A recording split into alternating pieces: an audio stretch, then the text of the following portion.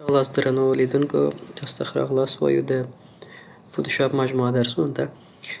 په تېرو درسونو کې موږ او تاسو قدرمنو لیدونکو په ده باندې بحث وکړو چې څنګه خپل یو ټکست ته مختلف حالتونه ورکړو، یا هم د خپل هغه ټکست یا متن په اطراف کې څنګه سایې یا هم مختلف اجسام نور یا د هماغې افکټونه ایجاد کړو. په ننني درس کې هم راځو قدرمنو لیدونکو څنګه کولی شو خپل بعضې اجسام هغه 3D شکل هغه ته ورکړو. مثلا دلته ما یو کوچنی دایره انتخاب کړې ده. زه غواړم د خپل دغه کوچنۍ دایره یو 3D شکل ورته ورکړم.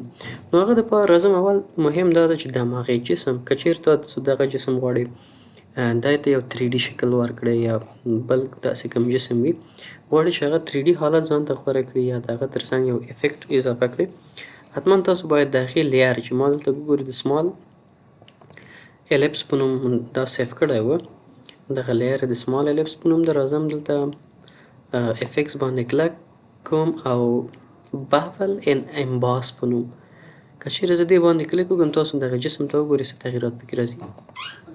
د تغییر راوستلو سره سره تاسو وګورئ دلته یو 3D یا درې بعده حالت ځان ته غوره کړ چې کولی شو د دغې صفحې په واسطه مختلف حالتونه دې ته ورکړو. د مثال په ډول اول سټایل ده انر بافل، که چیرې زه اوټ بافل ولیکو انتخاب کوم تاسو وګورئ د هغې د باندې دغسې یو شکل یا جسم ځان ته غوره کړ. که چیرې راشو امباس انتخاب کړو امباس دغسې حالت پیلو امباس او مختلف نور حالتونه هم لري لکه سټروک امباس.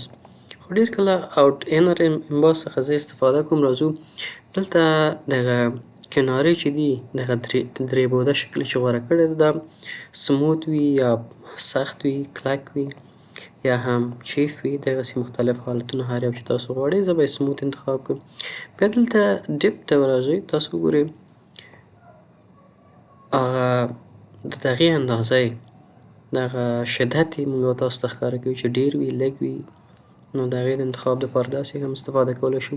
سایز یې باید څومره وي تاسو وګورئ سایز یې هم موږ او تاسو انتخابولی شو یا هر څومره سایز چې تاسو ورته ورکوئ.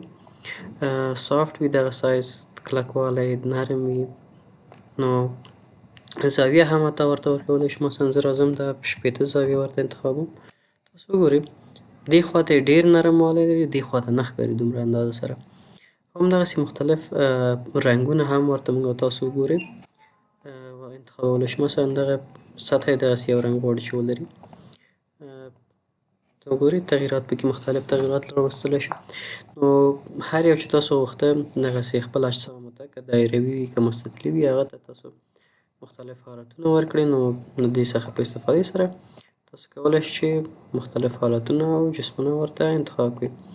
نو دا و د باول اجازه راکړئ د بافل ان امباس آپشن چې زه به یې ورکړم او دغسې موږ تاسو ته حالت نیسي. نو قدرمنو لیدونکو دا و د بافل ان امباس په هکله.